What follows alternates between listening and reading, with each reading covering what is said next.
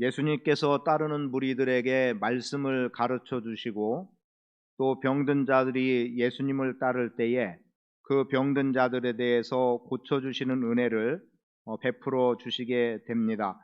그래서 예수님의 소문은 점점 퍼지게 되고 수많은 사람들이 말씀을 듣기 위해서 주님께 나오고 또 말씀을 듣고 나서 자기의 병도 고침을 받고자 해서 모여든 사람들, 그들에 대해서 예수님께서는 고쳐주셨고 때로는 한적한 곳에 가셔서 기도하셨고, 그리고 그러한 일들이 예수님의 사역의 중심 부분에 서게 됩니다.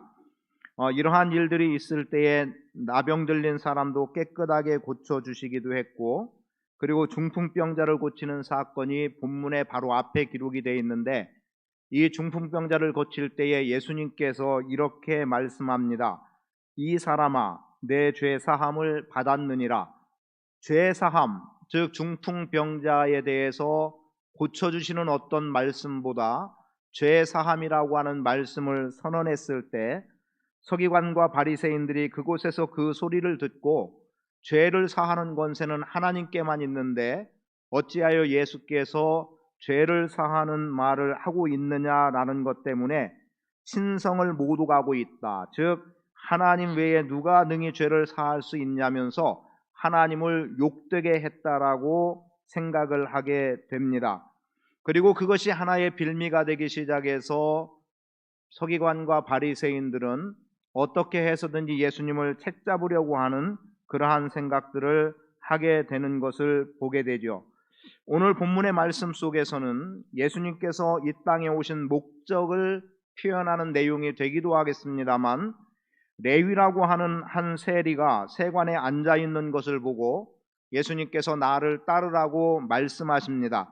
그때의 이 세리 레위는 기꺼이 예수님을 따르게 되고, 그리고 아마도 예수님을 자기 집으로 영접을 하게 된 거죠. 삭개오의 경우도 마찬가지 아닙니까? 예수님을 만났을 때 삭개오는 예수님을 자기 집으로 모시고 가서 대접하고 있는 내용들을 보게 돼요. 분명한 것은 이 세리는 죄인으로 취급을 받았고, 그리고 당시의 유대인들에게는 가장 질이 좋지 않은 사람으로 그렇게 처분받았던 사람이기도 합니다. 그런데 보니까 어때요? 예수님께서 그 세리들과 함께 음식을 먹고 있는 거예요. 그러다 보니까 이 부분에 대해서 바리새인과 서기관들이 말하기를, 어찌하여 당신이 죄인과 세리와 함께 먹고 마실 수 있느냐라고 하는 문제를 가지고 예수님을 책잡기 시작을 합니다. 그때 예수님께서 하신 말씀은 건강한 사람에게는 의사가 필요하지 않다. 병든 자에게 의사가 필요한 것 아니냐. 그것은 곧 예수님께서 죄인과 세리와 함께하는 것이 그들에게 필요로 여겨지는 것이 예수님이라는 것이고, 예수님은 그들에게 필요한 분이라는 것을 예수님께서 말씀하고 있습니다. 무슨 말이겠습니까? 예수님은 세리와 죄인들을 위해서 이 땅에 오셨음을 말씀해주고 있는 거예요. 그리고 나서 이제 또 하나의 사건이 생기게 되는데, 바리새인과 서기관들이 이런 이야기를 합니다. 요한의 제자는 자주 금식을 합니다. 바리새인들의 제자도 금식을 합니다. 그런데 어찌해서 당신의 제자들은 먹고 마시는 일을 많이 합니까? 라는 겁니다. 그때에 예수님께서 말씀하기를, 혼인집에 잔치집의 상황을 이야기하면서 궁극적으로는 예수님께서 죽음에 대한, 즉 친구들을 떠나서 죽음에 이르게 되는 과정들을 표현해내면서 내가 친구들과 떨어져 지게 될 때, 그때 그들은 비로소 금식할 때가 올 것이다 라는 겁니다. 지금 예수님과 제자들이 함께하는 이 시점은 바로 혼인잔치와 같은 그러한 때이기 때문에 그들을 굳이 금식해야 될 이유는 없다는 거예요.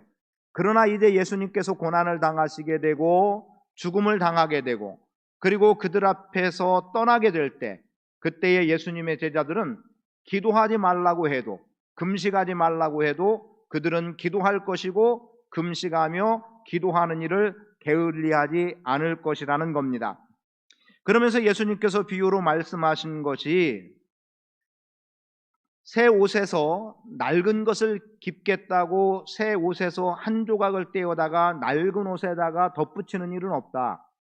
왜냐하면 그렇게 하다 보면 새 것이 낡은 것을 잡아당겨서 결국은 더 빨리 떨어지게 된다라는 겁니다. 그런데 정말 이런 것들이 맞나 모르겠는데 일전에 차가 고장이 나서 카센터에 차를 좀 고치러 갔어요. 그랬는데 그 카센터 주인이 저를 잘 알기 때문에 가능한 비용을 좀 적게 들게 하려고 했는지 모르겠는데, 목사님, 요 제품은 요 차가 좀 오래된 거기 때문에 여기에 지금 새 부품을 끼워 넣으면 오히려 바란스가 맞지 않아서 차가 또 쉽게 고장 날 수 있습니다. 조금만 좀 기다리면 제가 요와 비슷한 중고의 부품을 구해서 차를 좀 수리해 드리면 어떨까요? 이러는 거예요. 저희야 뭐 잘 알지 못하는 입장에서 카센터 주인이 새 것도 아닌 중고로 하면 가격도 더 싼데 그렇게 해준다고 하니까 그러라고 했어요. 카센터 주인의 말이 정말 맞다고 한다면 지금 그와 같은 의미가 될 수도 있을 것 같다는 생각을 해봅니다. 그러니까 새 차에는 새 부품으로 교환하는 것 좋은 거예요. 그런데 아주 낡은 차에다가 새 부품을 넣었을 때 오히려 잘 맞지 않아서 또 고장이 나기 쉬우니까 적당한 중고의 부품을 쓰면 좋겠다, 이런 제안을 했던 것. 지금 예수님께서는 그것을 들어 말씀하시면서 새 포도주는 새 부대에 담아야만 이 포도주가 온전하게 보존될 수 있고 그래서 제대로 발효가 되고 맛을 낼 수 있다는 의미의 말씀을 주셨던 겁니다. 이게 오늘 본문의 말씀의 대략적인 내용 정리라고 한다면, 이 내용 속에서 우리가 몇 가지를 좀 찾아보기를 원하는 바는, 말씀드린 대로 예수님이 오신 목적과 관계된다고 하면 예수님이 이 땅에 오신 목적은 세리 혹은 죄인을 부르러 오셨다라는 겁니다. 건강한 사람에게 의사가 쓸모없듯이, 쓸데없듯이, 그리고 병든 자에게라야 의사가 필요한 것처럼 지금 예수님이 필요한 존재는 죄인이라는 겁니다. 죄인으로 불려지는 세리인 거죠. 그렇게 본다고 할 때 오늘 우리들이 갖게 되는 것은, 내가 죄인의 자리에 있을 때 비로소 우리는 주님을 필요로 여기게 되는 겁니다. 그런데 잘 생각해 보세요. 믿지 않는다는 사람들로 꼭 국한시킬 이유는 없겠지만 우리 주변에서 사람들을 대하게 될 때 대략 이런 것들을 봅니다. 사실은 그리스도인이나 내가 죄인입니다 라고 하는 말로 자신을 이야기하는 경우들이 있지만 사람들은 자기를 죄인이라고 인정하려고 하지 않습니다. 왜요? 죄인이라고 하는 것은 어감 자체도 좋은 게 아니에요. 그리고 아니 내가 뭐 그렇게 큰 죄를 졌다고 나를 죄인이라고 말하지? 받아들이지 않는 겁니다. 그래서 복음을 전할 때도 당신은 죄인입니다 라는 것으로부터 시작하면 상대는 거부 반응을 일으킵니다. 아니 내가 뭔 죄를 지었다고, 이 사람이 나보고 또 나에게 처음 보는 사람인데 대뜸 당신은 죄인입니다 이러면서 자기 할 말을 하고 있느냐라는 거죠. 자, 사람들은 자신을 의롭게 생각을 합니다. 사실은 죄가 있어도 감추려고 하기 때문에, 아니 이미 감추고 있기 때문에 저 사람 눈에는 내 죄가 보여지지 않으니까 나는 굳이 죄인이라고 인정할 아무런 이유가 없다는 거죠. 그리고 굳이 어떤 조건, 자격이라고 말한다면 나는 자격 있는 사람이라는 것을 생각하게 되는 거예요. 그리고 자기와 다른 사람들에 대해서는 어떻게 합니까? 인정하려고 하지 않습니다. 그리고 나와 다르면 틀리다는 거죠. 내 생각과 다르면 잘못됐다는 거죠. 그게 요즘 시대에 더욱 두드러지는 것 같습니다. 지금은 스마트폰을 통해서나 컴퓨터를 통해서 인터넷, 유튜브, 가진 것들을 우리가 접하게 돼서 무엇이 진실이고 무엇이 거짓인지를 분별하기 어려운 때에 있습니다. 그런데 거기에 대한 댓글들을 간혹 쳐다보면은 이런 것들이에요. 어떤 특정한 언론에서 보도하는 것은 그것이 사실적인 내용을 전달하거나 아니면은 사람들에게 유익한 정보를 제공해 주는 거예요. 그런데도 무조건 그것은 나쁘다는 거죠. 괜히 열어봤다는 거죠. 그러면서 폐간이 답이다, 뭐 이런 식의 표현들을 사람들이 많이 씁니다. 그리고 또 최근에도 나타난 것 중에 하나는 뭡니까?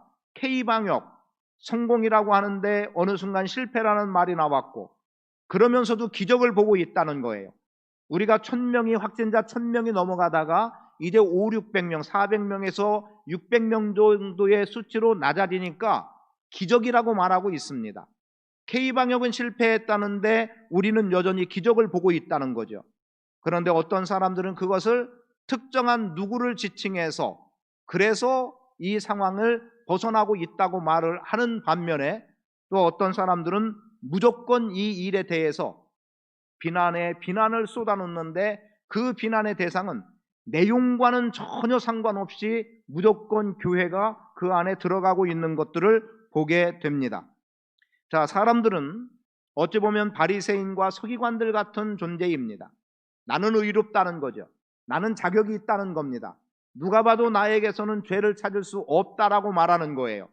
그리고 그들은 어찌 보면 나에게는 더 이상이라는 표현이 오히려 이상할 것 같은데, 나에게는 예수는 필요 없다는 거죠. 왜요? 내가 죄로부터 구원받아야 될 아무런 이유가 없는 거고, 그리고 그들이 지금 건강하다고 생각한다면 나에게 의사가 필요가 없다는 거죠. 그러면 한마디로 말해서 예수님은 세리와 죄인을 위해서 오셨다라고 할 때 바리새인과 서기관들은 예수가 자신들에게는 전혀 필요 없는 존재입니다. 그래서 자기들은 의롭다고 말하고 자기들은 자격이 있다고 말하고 자기들의 생각과 판단과 다르면 틀리고 잘못된 것이라고 말하지만, 예수님은 그렇게 말씀하지 않습니다. 예수님은 오히려 자격 없는 자들을 불러주셨고 죄인을 불러주신 거예요. 어떤 사람들은 우리에게는 더 이상 은혜가 필요 없다라고 말하지만, 사실은 예수님은 은혜가 정말 필요 없어도 될 것 같이, 그래서 저런 사람들은 이 땅에 존재하면 안 될 것 같다고 취급받는 세리와 죄인들에게 예수님은 찾아오신 겁니다. 보통의 사람들이 볼 때는 굳이 저 사람에게 무슨 은혜를 베풀어야 되느냐는 거죠. 저 사람에게 도움을 줄 까닭이 뭐가 있느냐는 거예요. 차라리 저런 사람은 사회에서 없어지면 좋을 듯한데 왜 그들을 위해서 어떤 도움을 주어야 되느냐라고 말하기도 합니다. 그런데 예수님은 그러하지 않다는 거예요. 그들에게 은혜가 필요하다는 거죠. 그리고 나는 그들에게 또 그들의 필요 때문에 왔다는 겁니다. 그리고 주님이 우리에게 베풀어 주시는 은혜는 감당할 수 없는 은혜예요. 사실은 우리가 의롭기 때문에 하나님의 은혜를 감당할까요? 아니면 내가 정말 불의하기 때문에 하나님의 은혜 감당할 수 있다고 말할까요? 죄인이든 의인이든 하나님이 베풀어 주시는 그 은혜는 사실은 감당치 못할 은혜임에도 불구하고 그 은혜를 주님은 우리에게 값없이 허락해 주셨습니다. 감당하기 어려운 은혜를 베풀어 주셔서 우리에게 구원이라고 하는 놀라운 은혜를 주님이 허락해 주셨다는 거죠.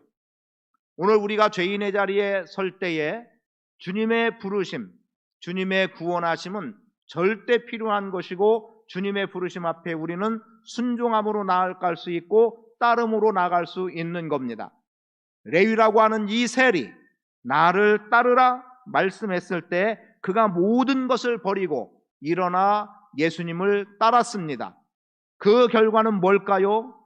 성경에서 거기까지 표현해 놓고 있지 않지만, 내가 의인을 부르러 온 것이 아니요 죄인을 부르러 왔다고 말씀하신 그 속에서 세리 레위를 비롯한 예수님과 함께 먹고 마시고 있었던 그 자리에 있었던 다른 죄인으로 불리는 세리들, 또는 세리라 불리는 죄인들, 그들은 다 예수님의 구원의 은혜, 말할 수 없는 은혜의 풍성함을 누리는 자로 서 있다는 사실입니다. 오늘 우리는 그러한 자리에 설 수 있기를 바랍니다. 주님이 부를 때 즉시 순종함으로 나아가고 자기 집으로 영접해 드려서 대접하고 있음처럼 우리의 중심에, 우리의 마음속에 예수 그리스도를 영접하고, 그리고 날마다의 삶을 주님과 함께 먹고 마시며 즐길 수 있는 인생으로 나갈 수 있어야 합니다.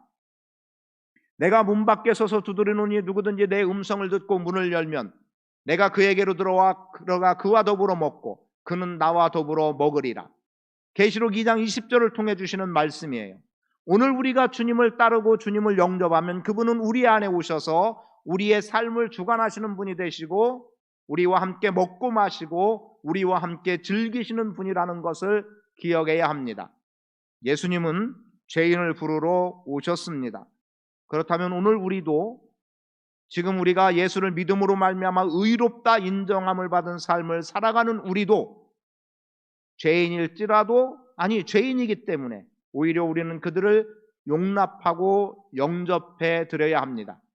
그래서 교회는 누구를 위해서든 열려 있어야 되고 아무에게라도 복음은 증거돼야 되고 누구라도 교회 안에 들어와서 예수 그리스도와 함께 먹고 마시는 잔치의 은혜를 경험할 수 있어야 합니다.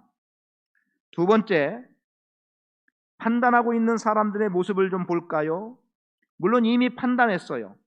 예수님에 대해서 즉 중풍병자를 고쳤을 때 내 죄사함을 받았느니라고 하는 이 선언이 있었을 때 신성을 못 오가고 있다. 하나님 외에 누가 죄를 사할 수 있느냐? 저에게 죄를 사하는 권세가 있느냐? 라고 하면서 예수님에 대해서 오히려 정죄하고 판단하는 태도를 가지고 있었던 그들이 먼저 말한 것은 지금 말씀하고 있는 것처럼 어찌해서 죄인들과 함께 앉아서 먹고 있느냐라는 겁니다. 그래서 29절, 레위가 예수를 위하여 자기 집에서 큰 잔치를 하니 세리와 다른 사람이 많이 함께 앉아 있는지라. 바리새인과 그들의 서기관이 그 제자들을 비방하여 이르되 너희가 어찌하여 세리와 죄인과 함께 먹고 마시느냐. 그리고 여기서 멈추지 않았습니다. 이어서 말씀되어지는 것은 이런 거죠. 33절, 그들이 예수께 말하되 요한의 제자는 자주 금식하며 기도하고 바리새인의 제자들도 또한 그리하되 당신의 제자들은 먹고 마시나이다. 지금 세리와 죄인들과 함께 먹고 마시는 그것을 빗대서 어떤 사람의 제자들은 지금 금식하고 있는데 또는 기도하고 있는데 어찌하여 당신의 제자들은 먹고 마시기만 합니까? 단순히 제자들에 대한 비난일까요? 선생인 예수님에 대한 비난인 것이고 그 비난을 그의 제자들에게 쏟아놓는 거예요. 그러니까 당신은 선생 될 자격이 없다는 말이 될 수도 있습니다. 우리는 자기 기준이 정답으로 여기고 살아가는 사람들입니다.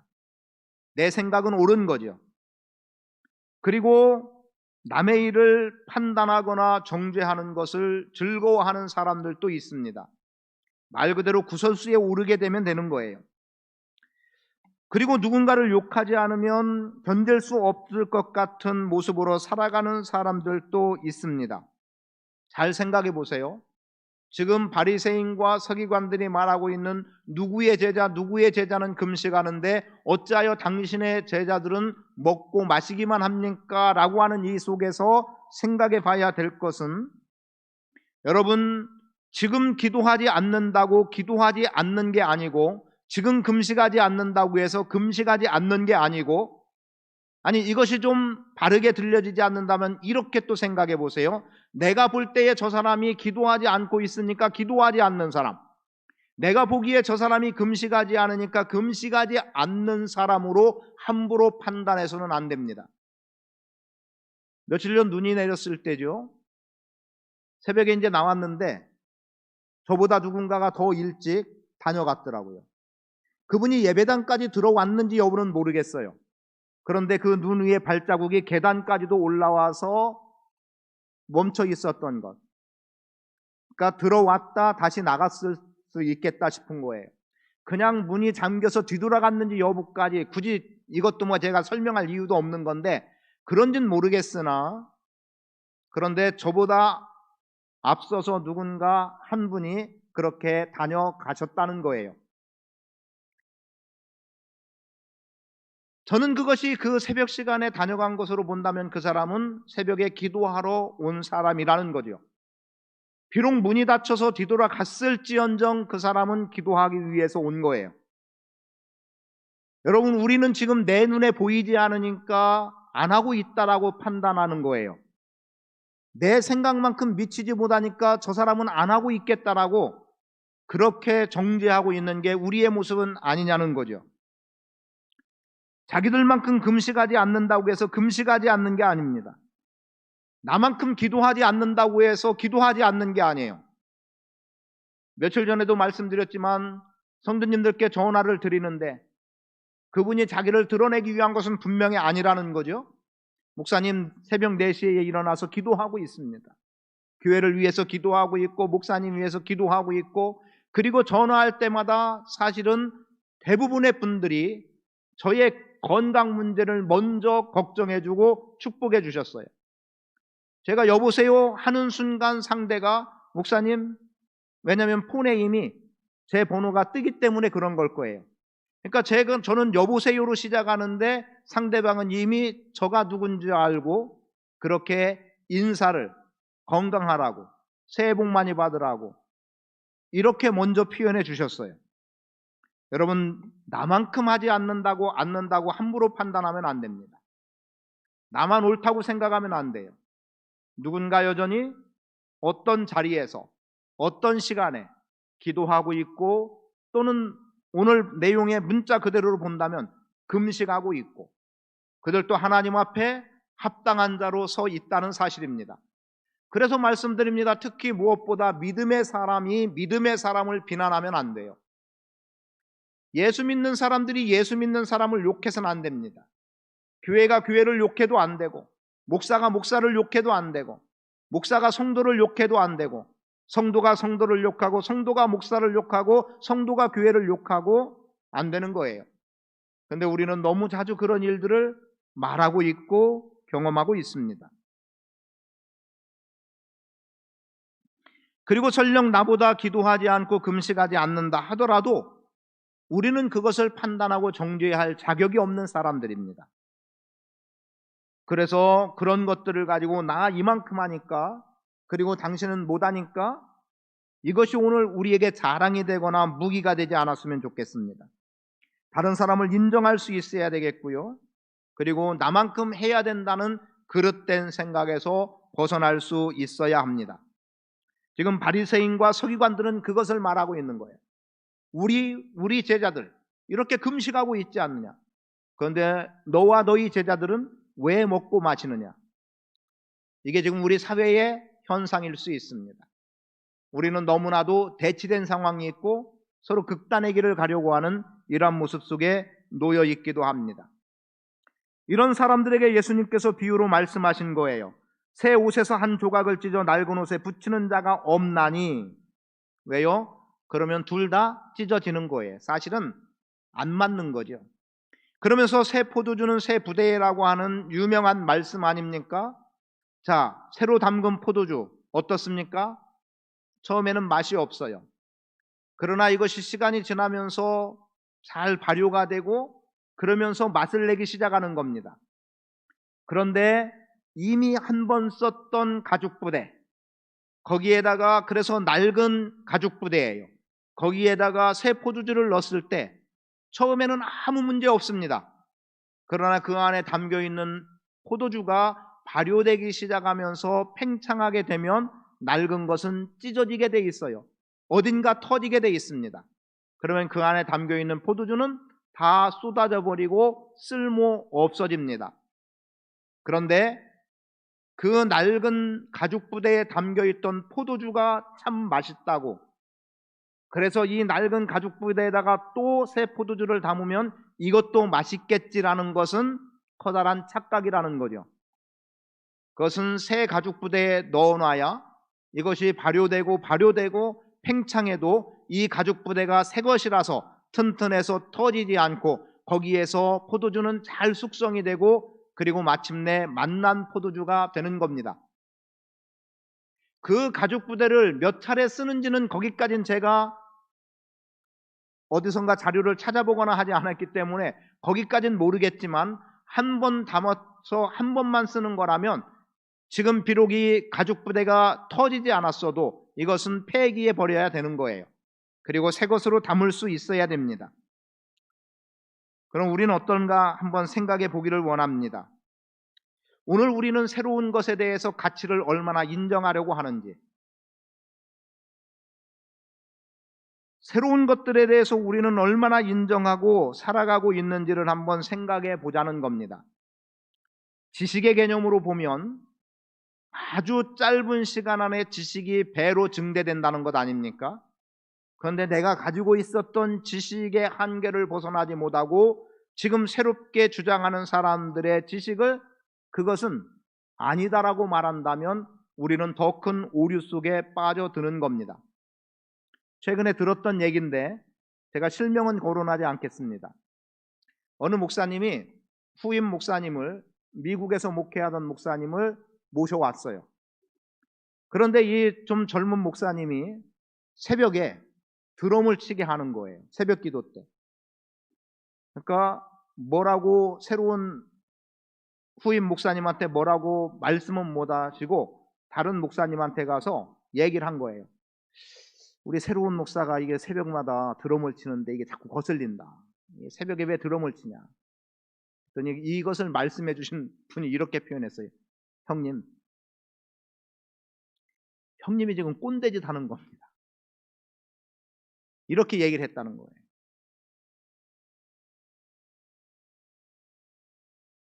그리고 또 하나, 소개상에서 그러시더라고요. 6.25. 왜 6.25 때 그 주일에 왜 6.25 설교를 안 하느냐는 거예요. 그래서 이분이 그랬다는 거예요. 아니 형님, 그 사람은 미국서 목회하던 사람입니다.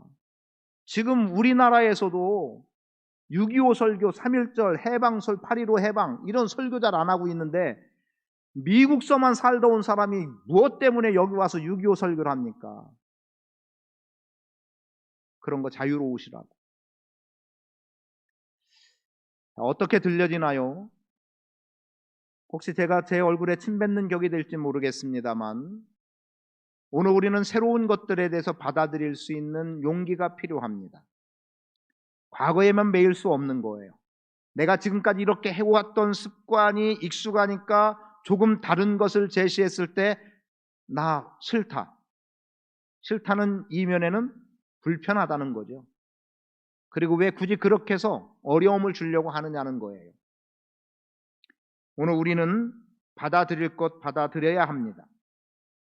굳이 말한다면 진리의 문제가 아니라면, 아니 구원의 문제가 아니라면, 아니 죽고 사는 문제가 아니라면 받아들일 것 받아들일 수 있어야 합니다.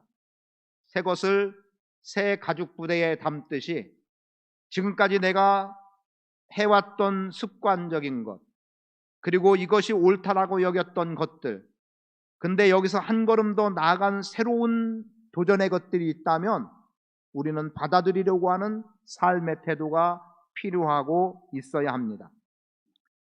조금 넘어가서 6장의 말씀을 조금 더 보기를 원합니다. 6장의 말씀에서는 안식일에 관계된 내용인데 안식일에 예수님께서 밀밭 사이로 지나가시게 되는데 제자들이 이삭을 잘라서 비벼 먹게 돼요. 글쎄 여기서 그 이삭이라고 하는 것은 어떤 이삭인지는 정확히 모르겠어요. 예를 들면 아직 추수하지 않은 밭에 이삭을 비벼 먹었다면 남의 것을 도둑질하는 것과 똑같은 상황인데 아마도 예수님의 제자들이 배가 고팠어도 남의 것에 함부로 손을 대진 않았을 것 같아요. 그리고 그것을 예수님이 허용하진 않았을 것 같아요. 그러면은 구약으로까지 가서 추수의 개념을 생각해 볼 때 이삭 남기기의 개념이 있습니다. 뭡니까? 곡식을 다 베지 말라는 거죠. 모퉁이 한 움큼 남겨놓으라는 겁니다. 그리고 베다 보니까 어떻게 하다 뒤돌아보니까 조금 남아있어요. 그럼 뒤돌아서 그것을 베지 말고 그냥 놔두라는 거죠. 이유가 뭡니까? 가난한 자들, 고아와 과부, 더하여 나그네로 여겨지는 이들이 그 이삭을 주어서라도 먹고 살 근거를 마련해 준 겁니다. 물론 그들의 배를 풍족하게 채울 만큼은 되지 않죠. 말 그대로 떨어진 이삭에 해당하는 거니까, 조금 한 움큼 남겨둔 이삭이니까 그것으로 넉넉할 수 없습니다. 룻기에 나오는 룻을 본다면 이해할 만하겠죠. 그렇게 해서 살아가게 되는 그 근거, 아마도 제자들이 밀밭 사이라고 하는 이 밀밭, 추수하기 전일 수도 있겠지만 그 후자일 수도 있다라는 생각이 들어서 그렇게 말씀을 드립니다. 어쨌든 문제는 거기에 문제가 있지 않았어요. 안식일에 이들이 이삭을 비벼 먹었다는데 문제가 생겼습니다. 그래서 어떤 바리새인들이 예수님께 말씀하는 거예요. 어찌하여 안식일에 하지 못할 일을 하느냐라는 겁니다. 너희들이 어찌하여 안식일에 하지 못할 일을 하느냐? 즉 안식일에는 그냥 쉽게 표현하면 아무것도 해서는 안 된다고 그냥 전제할게요. 그런데 이들이 그걸 비벼 먹는 일을 했다는 거죠. 그냥 입으로 가져다 먹는 거면 괜찮아요. 그런데 비비는 일을 한 거예요. 쉽게 말하면. 그랬더니 예수님께서 다윗의 예를 들어서 그와 함께 했던 자들이 배가 고팠을 때 제사장만이 먹게 됐던 진설병을 먹었던 예를 드는 거예요. 그러면서 예수님은 안식일의 주인이라고 말씀하셨고, 이어서 나온 내용이 안식일에 손 마른 사람을 고쳐주게 됩니다. 그런데 문제는 뭐냐? 안식일에 고쳐준 것 때문에 시비를 거는 거죠. 그때 예수님이 말씀합니다. 안식일에 선을 행하는 것과 악을 행하는 것, 생명을 구하는 것과 죽이는 것, 어느 것이 옳으냐라는 겁니다. 그러면서 이제 손을 내밀게 하고 그 사람의 손을 고쳐줬어요. 사실은 이것이 그들에게 노기가 됐다라고 말하고 있고, 그래서 예수를 어떻게 할까 의논하기 시작하는 배경이 된 겁니다. 더 말씀드리면 예수를 죽이려고 하는 마음이 들어가기 시작한 거예요. 그러면 바리새인과 서기관들은 안식일을 잘 지킨 사람들일까요? 어긴 사람들일까요? 잘 지켜온 사람들입니다. 누가 봐도 잘 지킨 사람들이에요. 그런데 문제는 안식일은 잘 지켰는데, 표면적인 것은 잘 지키고 이행했는데 뭐가 문제입니까? 그들에게는 안식일에 정신이 빠져버린 거예요. 정신, 의미. 정말 중요한 것은 표면이 아니라 내면이고 그 속에 담겨있는 정신이어야 되는데, 그 정신은 생각지도 않고 표면적인 면만 가지고 문제를 삼았던 겁니다. 그것을 새 포도주는 새 부대라고 한다면 지금 이들은 정신을 담지 못한 거예요. 정신을 담았어야 되는데 그냥 낡은 가죽 부대에다가 담는 것과 다를 바 없는 일만 하고 있는 겁니다. 안식일 하면은 안식과 동일한 개념에서 다음 뭐가 생각납니까? 안식일, 안식년, 그리고 그 다음 뭐예요? 희년입니다. 자, 6일간 일하고 7일째 쉬는 것 안식일입니다. 그리고 6년간 기경을 하고 1년 쉬게 하는 것 안식년입니다. 그리고 이 안식년의 7번에 그 다음에 나오는 것이 50년째 되는 희년이에요. 이 희년에는 안식년이나 안식월은 쉼의 개념이 크다고 한다면, 희년은 이 쉼을 뛰어넘어서 뭐까지 나오죠? 자유예요. 자유가 선포되는 겁니다. 해방이 선포되는 거예요. 그래서 혹여라도 내가 빚을 져서 내 땅이 다른 사람의 소유가 되었을 때 이 땅이 도로 내 소유가 될 수 있는 기회는 희년에 주어졌습니다. 물론 이 의미를 다 표현하고 싶지 않지만 여기서도 하나의 정신을 본다면, 한 가문으로 표현한다면 한 가문이 계속해서 악순환의 길로 들어가지 않는 기회가 주어지는 거예요. 다시 내 조상 것을 회복해서 내 땅에서 내가 농사짓고 내가 살 근거를 마련할 수 있는 기회입니다. 그런데 만약에 그게 없다면 나는 자자손손 종의 종로로 닫아 끝나버리는 인생에, 그러니까 종으로만 살아가게 되는 것을 어느 한순간 차단해주고 그들에게 자유를 선언해주고 해방을 주는 거였습니다. 그럼 지금 안식일이라고 하는 어쩌면 가장 작은 단위의 개념이지만, 지금 예수님이 안식일의 주인이라고 말씀하는 이 속에서 안식일의 정신은 쉼을 뛰어넘어서 자유와 회복이 들어있는 거고, 예수님이 말씀하신 그대로 선을 행하는 것과 악을 행하는 것, 생명을 구하는 것과 죽이는 것에서 선을 행함과 생명을 구하는 것, 이게 안식일에 이루어져야 될 일이라는 거죠. 야, 비벼먹지 않는 게 문제가 아니다. 지금 배고파서 죽게 될 그 지경의 사람에게 자, 배고픔을 이렇게 이야기해 보겠습니다. 지금 일주일 내에 굶었어요. 아니면 3, 4일 굶었습니다. 그래서 지금 허기져서 죽기 직전의 사람, 그 사람에게 여러분은 어떻게 할까요? 오늘이 주일이에요. 주일이니까 저 사람에게 오늘 지금 나에게 여기 빵이 있어요. 그럼에도 불구하고 내일 주자 하고 미룰 겁니까? 아니면 이 빵을 지금 그에게 줘서 그의 배고픔을 지금 해결해 줄 겁니까? 지금 해결해 줘야 되는 거예요. 그런데 서기관과 바리새인들은 어떻게 했어요? 지금이 아니었어요. 지금이 아니었어요. 다음이에요. 아니, 안식일을 지나서 내일 하면 되지. 왜 굳이 안식일에? 여러분, 죽어가는 사람 내일 살리자고? 지금 허기져서 당장 쓰러진 사람 내일 먹이자고? 지금 헐벗어서 추운 사람 내일 입히자고? 아닌 거예요.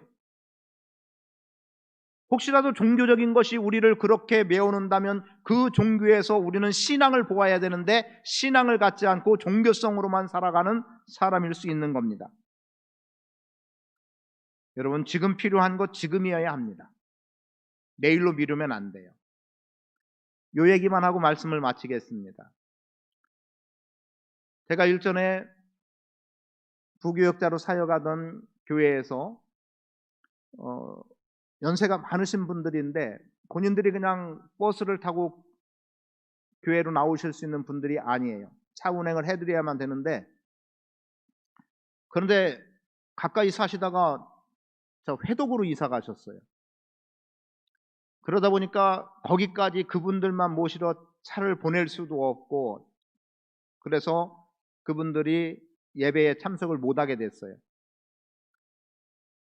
그래서 이제 저하고 집사람하고 자주 거기를 들려서 예배를 하고 왔어요. 그리고 오해하지 마세요.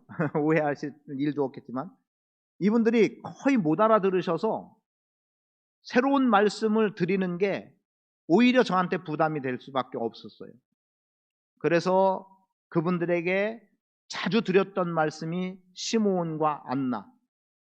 그래서 지금 예배당에 나오진 못하지만 이 자리에서 그래서 두 분이 그래도 하실 수 있는 것, 기도하시라는 거였습니다.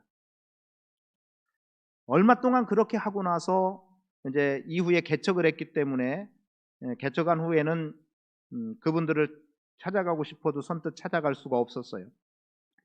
그런데 어느 날 계속해서 그분들 생각이 나는 거예요. 그래서 좀 지금 우리 교회, 굳이 교회, 우리라는 개념으로 볼 때 우리 교회 성도가 아닌 거죠, 지금은.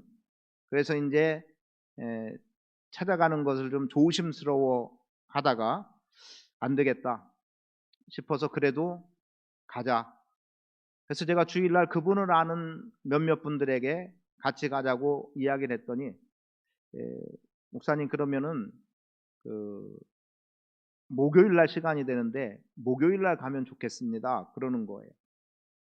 그래서 저희 둘만 가는 것보다 다른 분도 같이 가면 좋겠다 싶어서 그리하자 하고 목요일 가기로 약속을 다 잡아놨어요.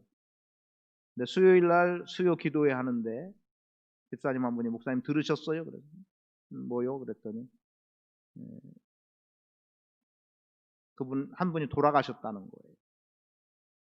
얼마나 속이 상했는지요. 그때 생각났을 때 주일날 광고했던 건데 그냥 월요일날 가고 싶은 마음이 있었을 때 월요일날 그냥 갈걸. 괜히 목요일날 가자고 기다렸구나. 물론 저는 미루려고 미룬 게 아니라 함께 동행하고 싶어 한 분이 그렇게 얘기를 했기 때문에 늦게 한 거였죠. 근데 그 사이에 돌아가시게 됐어요. 굉장히 안타까웠죠. 그때 가졌던 생각이 뭐였냐면 기도하다가 마음에 드는 생각은 빨리 이행하자라는 거였습니다. 미룰 일이 없다라고 하는 거였죠. 그런데 어쨌든 감사해야 할지요. 감사했던 것은 그분의 장례식을 또 제가 근데 하게 됐다는 거였어요. 그래서 마지막 산까지 가서 하관 예배까지 하고 했던 그런 경험이 있습니다. 그러니까 오늘 여러분들에게 말씀드립니다. 기도하면서 지금 마음에 감동이 된 것 있다면 그것을 미루지 말고 행하십시오. 필요한 부분입니다. 또 어떤 분은 서울로 다녔던 분이 처음에 교회 등록하던 날 그러는 거예요. 목사님, 저에게는 성경 공부하자고 하지 않았으면 좋겠습니다. 그럼 자기가 다니기 어렵다는 거예요. 그래가지고 성경 공부를 안 했어요. 근데 1년여 지나서 결국은 그분이 교회를 떠나더라고요. 그때 들었던 생각, 어차피 떠날 거면 성경 공부를 좀 해서 제대로 가르치고 떠나보낼 걸, 그런 생각을 했던 적도 있어요. 그런데 그게 조건이 된 가운데 등록을 했기 때문에 안 한 것에 대한 후회. 뭘 말씀드리려고 하냐면, 그 상대를 무엇라고 하려고 하는 것이 아니라 지금은 지금이어야 한다는 거예요.